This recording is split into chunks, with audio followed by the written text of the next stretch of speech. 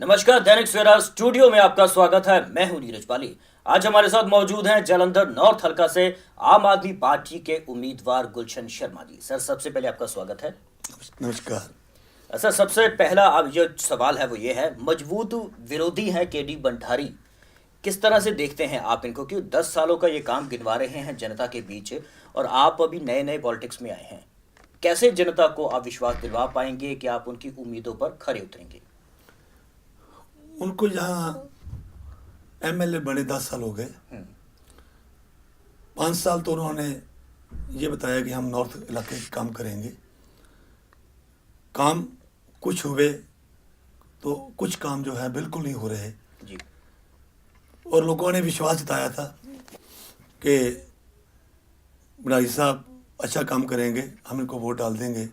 लोगों ने वोट डाला, लेकिन वो अपनी पूरी जिम्मेवारी पर वो खरे नहीं उतरे, जिस कारण लोग आज भी काफ़ी अपने इलाके के नाराज हैं। एमएलए का जो एक मतलब है, जो उसकी जिम्मेवारी है, वो है कि अपने हलके के लोगों को सुविधाएं देना। जी। हमारे इलाके में कोई ऐसा हॉस्पिटल नहीं है, सरकारी हॉस्पिटल, जिससे लोगों को अपनी मुश्किलों का और अपनी बीमारियों का चेक कराने में, जो लोग उनके पेरेंट्स हैं या बच्चे हैं या आप हैं, जब उनको कोई प्रॉब्लम आती है तो पूरे जलंधर शहर में एक ही हॉस्पिटल है, सिविल हॉस्पिटल। वहाँ पर सभी सराउंडिंग एरिया के लोग भी आते हैं और नॉर्थ ईस्ट वेस्ट सभी के अपने आते हैं जी। लेकिन वहाँ पर रश इतना है कि आम आदमी की सुनी नहीं जाती। आज किसी आदमी के लिए ज़रूरत है जी। जो बिना एजुकेशन के आदमी जो है वो बिल्कुल अपने जीरो है। जी। एजुकेशन दिवाने के लिए इसी हलके में, नॉर्थ हलके में कोई कॉलेज ऐसा नहीं है गवर्नमेंट का जो खुल सके। प्राइवेट कॉलेज जो खुले हैं उनमें मनमर्जी का सिस्टम है, किसी की फीस ज़्यादा है, किसी की एडमिशन ज़्यादा है। गवर्नमेंट स्कूल या गवर्नमेंट कॉलेज खुलते तो इस हलके में को सुविधा मिलती, जिससे जो हमारे लोग इस हलके के कुछ न कुछ अपने महसूस करते कि एजुकेशन जो है ये भी इन्होंने दी है। जी। लेकिन इन्होंने एजुकेशन में, हॉस्पिटल में ये बिल्कुल अपने नाकाम रहे हैं। हमारी सरकार आएगी, सबसे पहले हॉस्पिटल जो है इस एरिया में गवर्नमेंट का खोला जाएगा, सरकारी कॉलेज वो खोले जाएंगे। जलंधर शहर में अभी तक कोई एमबीबीएस कॉलेज नहीं है जिससे लोग वो अपनी डिग्री को प्राप्त कर सकें। जी। लोगों को अमृतसर जाना पड़ता है, अमृतसर से लोगों को बाहर जाना पड़ता है। इस हलके के जितने भी एमएलए पीछे बने हैं, किसी ने नहीं सोचा कि एजुकेशन को बढ़ावा दें, सेहत को बढ़ावा दें, जिससे हमारे जो अपने बच्चे हैं, हमारे जो बड़े होकर जो अपने एजुकेशन, अपने हायर एजुकेशन में जब जाते हैं जी। उनको बड़ी प्रॉब्लम होती है। हमारे बच्चे सभी यहाँ से अपने दूर दूर जाते हैं, सुविधा यहाँ पर नहीं है, वो प्रॉब्लम है। एक बहुत अपने यहाँ पर बहुत बड़ी प्रॉब्लम है कि यहाँ पर इंडस्ट्री है। इंडस्ट्री की जब कोई भी उसकी वेस्टेज है जी। वो जाने के लिए एक गंदा नाला है। गंदे नाले में कई सालों से कांग्रेस की हुकूमत भी रही लगातार, बीजेपी की हुकूमत रही लगातार। हमारे यहाँ पर भगत सिंह कॉलोनी के साथ साथ जी। जो गंदा नाला जा रहा है उसको अभी तक नहीं सोचा इन गवर्नमेंटों ने, इन एमएलए ने, कि हम इसको कोई ना कोई इसका साधन करें। अगर हिंदुस्तान में या फॉरेन में जी। इतनी टेक्नोलॉजी है, समुंदर में पाइपें डालकर ट्रेन जा सकती है, समुंदर में पाइपें डालकर गाड़ियाँ जा सकती हैं, इस गंदे नाले को ख़त्म करने के लिए इन्होंने स्टेप क्यों नहीं उठाए? लेकिन भंडारी साहब तो बहुत कहते हैं कि हमने बहुत विकास किया है 10 सालों में। नो, 5 साल विकास किया, उसके बाद फिर जनता ने हमें चुना।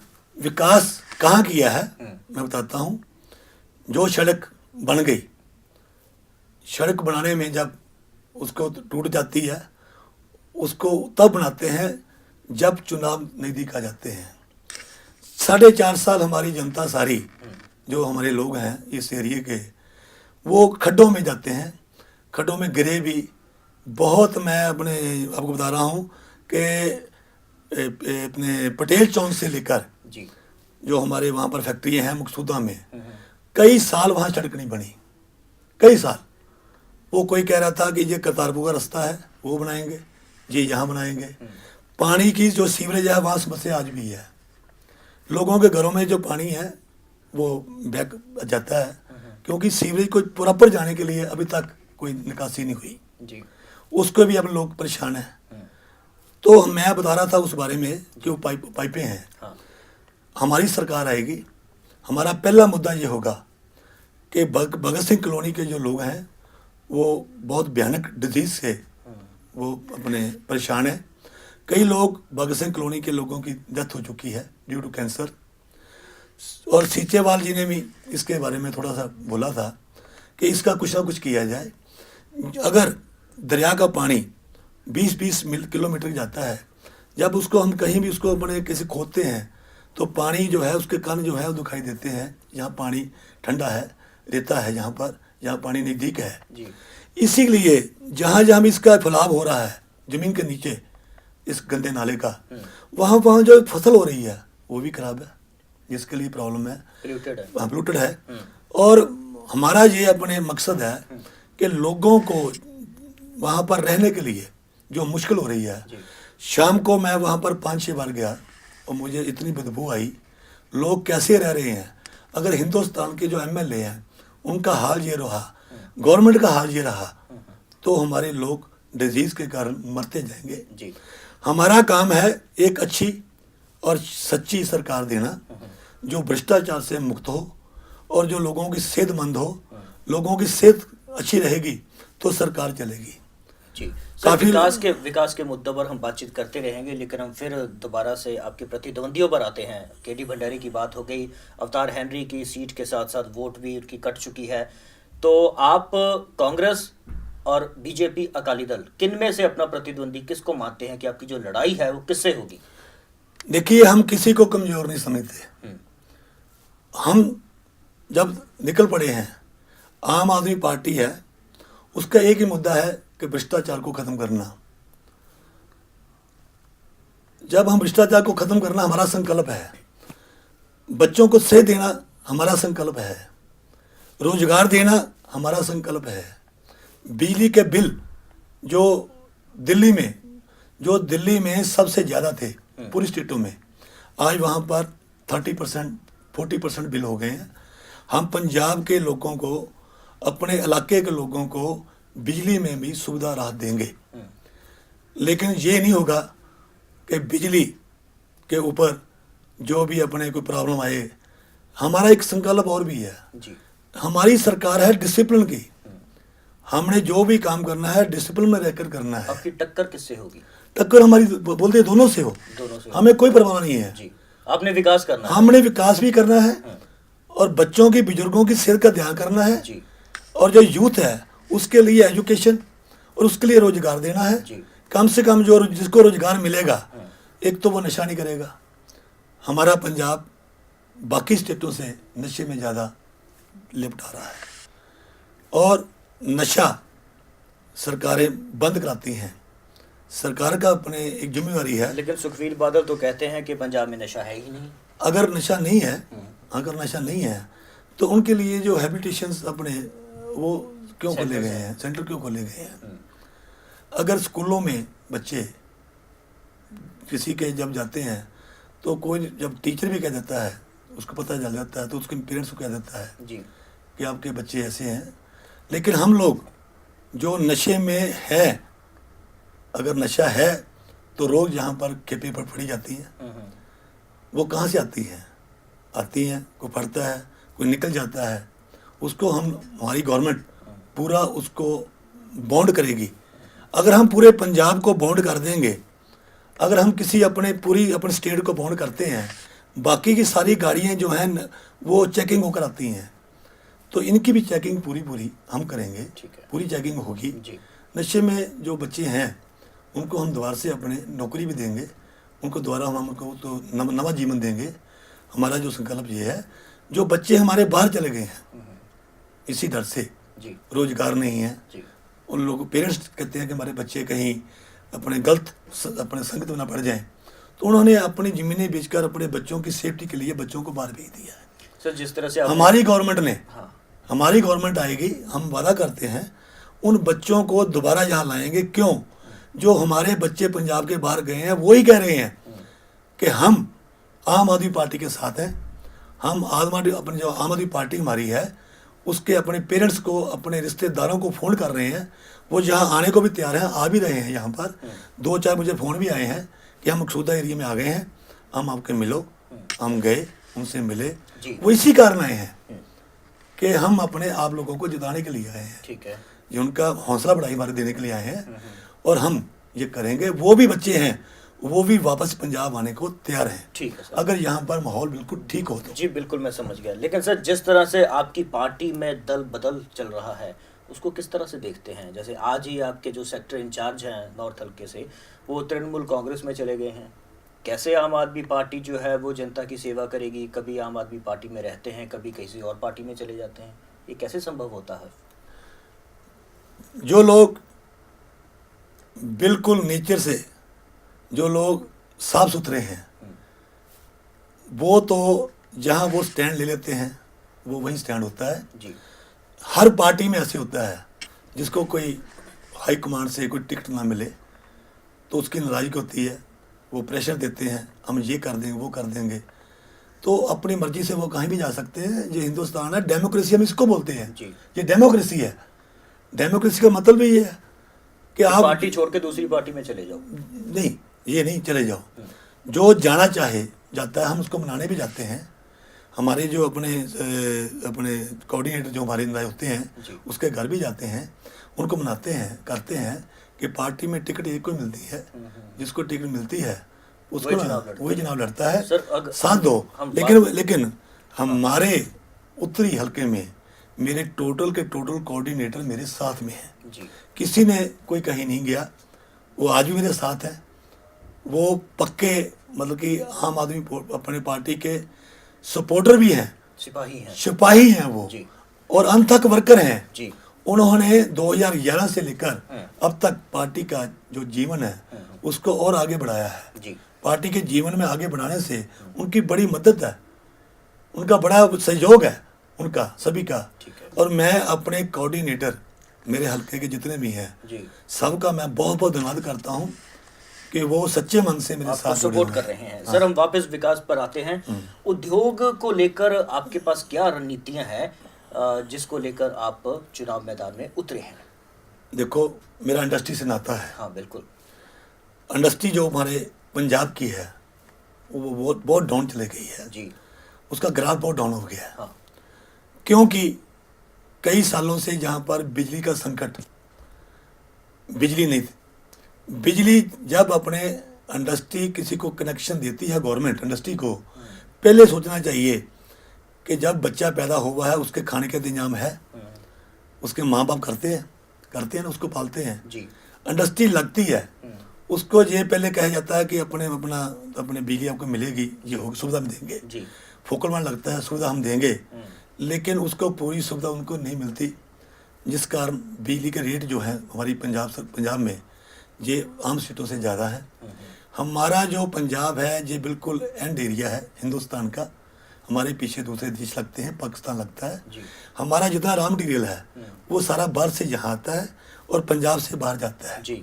हमारा जो प्रोडक्ट है उनको बनाने में जो लेबर है हमारी, वो भी सारी प्रवासी लेबर है। क्योंकि पंजाब की लेबर सारी जहाँ तो बाहर चले गई अपने आउट ऑफ स्टेट में जी, वहाँ होगी माइग्रेट। हाँ। क्योंकि वहाँ सुविधा दे रहे हैं। और जहाँ चल गई आउट ऑफ कंट्री, वहाँ सुविधा मिल रही है। हमारे जो बच्चे हैं जो जिनको कोई अपने काम ना मिला वो नशे में लग गए। इंडस्ट्री चलेगी तो कैसे चलेगी? इंडस्ट्री कैसे चलेगी? ऊपर से जो नोटबंदी का इन्होंने दे दिया है कि अपने 50,000 से ऊपर आप लोग अपने बैंक से पैसा नहीं निकाल सकते। हमारे जो प्रवासी लोग हैं इंडस्ट्री के, वो सारे बाहर चल जा रहे हैं। हर फैक्ट्री में 25 से 30-35% जो लेबर है, 40% लेबर है, वो सारा खाली हो गया जी। इंडस्ट्री की प्रोडक्शन जो है कम हो गई। अब हमारे को बिजली क्या करनी है? जब इंडस्ट्री को रही नहीं तो बिजली होगी सरप्लस, तो तो सरप्लस बिजली है, वो अब गवर्नमेंट कह रही है जी ले लो, उसको क्या करेंगे? जब बिजली नहीं थी हम लोग बिजली के लिए दिल्ली से भी गए, दिल्ली वालों ने बिजली दी, प्राइवेट बिजली के यूनिट थे वहाँ जाते थे, तो वहाँ भी हमारे को दिक्कत आती थी लेने में कि पंजाब का है, पंजाब में लो। तो यानी उद्योग को लेकर डेमोक्रेसी चाहिए ना, हाँ डेमोक्रेसी चाहिए ना, मुझे बोल रहा ना ये गल। जी डेमोक्रेसी ताही है कि हम लोग कहीं भी जाकर, हिंदुस्तान के नागरिक है, पंजाब का निवासी है, जो हमारे को सिटीजनशिप मिल रही है वो हिंदुस्तान की है ना। जी हम हिंदुस्तान से कोई भी काम कर सकते हैं, कोई इंपोर्ट कर सकते हैं, कोई एक्सपोर्ट कर सकते हैं, हम कर सकते हैं नहीं कर, उसके लिए बंधन नहीं चाहिए कि नहीं आपको यहीं से लेना पड़ेगा, वो नहीं चाहिए। जी हमारी गवर्नमेंट आएगी और सभी इंडस्ट्री को जो उनकी सुविधाएं हैं वो देगी, वो दी जाएगी। उनको, उनके साथ हमारी मीटिंग भी हुई है, वो मीटिंग के लिए हम अपने बैठे हैं सभी लोग। हमारा जो इंडस्ट्री का मैनिफेस्टो होगा वो सभी इंडस्ट्रीज को बैठाकर बनाया गया है, उद्योगों का। आपका नॉर्थ हल्के का जो मैनिफेस्टो नहीं नहीं, टोटल पंजाब का पंजाब का है, ठीक है। वो बनाया गया है। जी। वो हम सभी को अपने घर घर जाकर हम आपको बता रहे हैं, बिजली जो है वो पंजाब को सस्ती देंगे, जो घरों को बिजली भी हम दे रहे हैं, घरों को भी, वो भी उनको आधे रेट करेंगे, आधे रेट देंगे, क्योंकि आम जनता को, आम पब्लिक को बिजली चाहिए, पानी चाहिए, शिक्षा चाहिए, रोजगार चाहिए, चाहिए, बिल्कुल। रोजगार चाहिए। ये चार चीज़ों के लिए, चार चीज़ों के ऊपर ही हमारा फोकस है, हम इनके लिए रखा है। और जो बुढ़ापा पेंशन है हम वो दे रहे हैं जी हम 2500 रुपये बुढ़ापा पेंशन दे रहे हैं। जी जिनकी उम्र 58 साल से ऊपर है वो हम क्यों दे रहे हैं? हम इसलिए दे रहे हैं कि हमारे बच्चे जहाँ तो बाहर चले गए आउट ऑफ कंट्री, जहाँ हमारे बच्चे बिगड़ गए, जो बुजुर्ग हैं उनके लिए सहारा कोई नहीं रहा पंजाब में, वो खाने के लिए तरस रहे हैं। बुढ़ापा पेंशन हम उनको दे रहे हैं, कम से कम वो अपना पेट पाल सके, किसी वो वृद्धालय में ना जाएं, जी वृद्धाश्रम में ना जाएं। बच्चे नहीं दे सकते क्योंकि पंजाब में थोड़ी सी कमी है, थोड़ी बहुत कमी है जी नौकरी की, रोजगार की ठीक है। कमी है, तो उसके लिए हम उनको बुढ़ापा पेंशन भी दे रहे हैं, ठीक है वो है। और भी सुविधा काफ़ी है जो हम लोग कर रहे हैं। जी पंजाब के अपने बच्चों के लिए भी है, जो हम एजुकेशन दे रहे हैं +2 तक सभी वर्गों के बच्चों का, हम अपने उनकी फ्री है। जी और 10 लाख रुपया हम वो भी दे रहे हैं आफ्टर +2 एजुकेशन, हायर एजुकेशन के लिए। किसी ने अपने इंजीनियर बनना है, किसी ने डॉक्टर बनना है, किसी ने कोई आगे पढ़ाई करनी है, PhD करनी है। ये सर दिया भी जाएगा या सिर्फ एक ख्याली पुलाव दिया की तरह जाएगा, ही होगा, एक जिस मिनट, तरह से हाँ। बाकी सारी लोगों पॉलिटिकल ने, पार्टीज करती आ रही हाँ, हैं। लोगों ने सवाल किया मेरे साथ। हाँ हम जो मैनिफेस्टो दे रहे हैं उसमें हमारे जो 24 पॉइंट हैं उसमें केजरीवाल जी की और हमारी फ़ोटो लगी हुई है, मेरा नंबर है, और ऊपर लिखा हुआ है इकरारनामा। आज तक किसी पार्टी ने इकरारनामा लिखकर नहीं दिया, जिसको हम एग्रीमेंट बोलते हैं, जब कोई ज़मीन ज़्यादा लेनी होती है वो बोलती है, बिल्कुल। वो इकरारनामा ऊपर है। कोई पार्टी भी किसी टाइम हमारे ऊपर वो इकरारनामा झूठा होगा तो उसको पूरा राइट है केस करने का। हमने फ़ोटो लगा कर दी है, जो हमने वादा किया है हम उसको इम्प्लीमेंट करेंगे। जी। अगर हम इम्प्लीमेंट नहीं करेंगे जी। तो लोग हमारा भरोसा नहीं करेंगे। दिल्ली में ऑलरेडी सब हुआ है।